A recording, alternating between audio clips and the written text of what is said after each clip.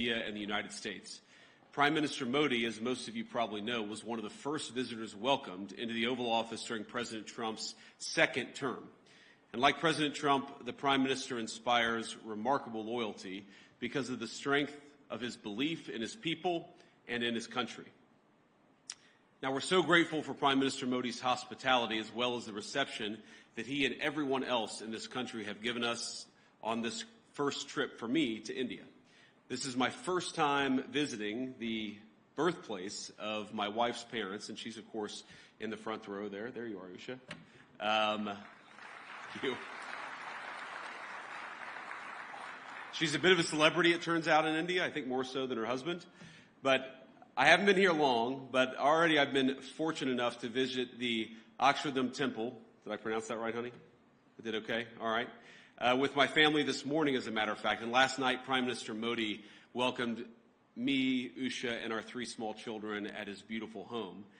I've been amazed by the ancient beauty of the architecture of India, by the richness of India's history and traditions, but also by India's laser-like focus on the future. And those things, I think this appreciation for history and tradition and this focus on the future is very much something that I think animates this country in 2025.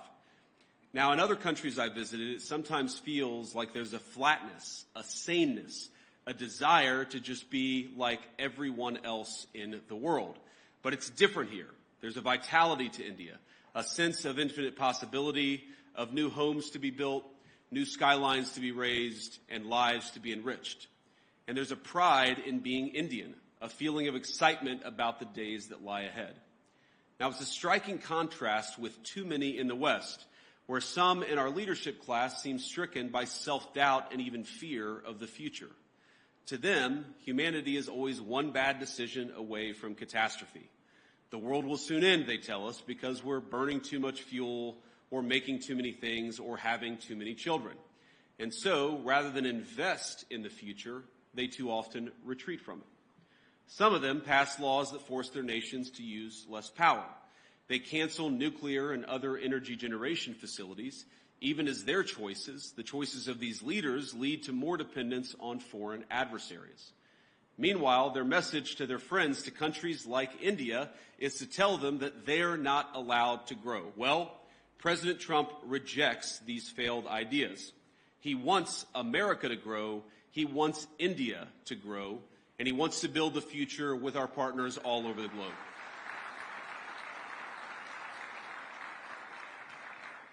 And when I look at this audience, or when I visit this incredible country over these last couple of days, I see a people that will not be held back.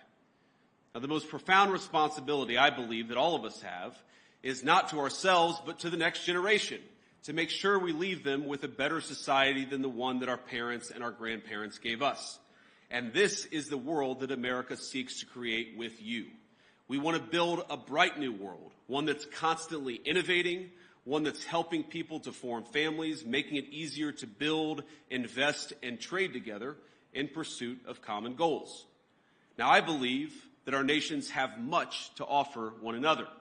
And that's why we come to you as partners looking to strengthen our relationship.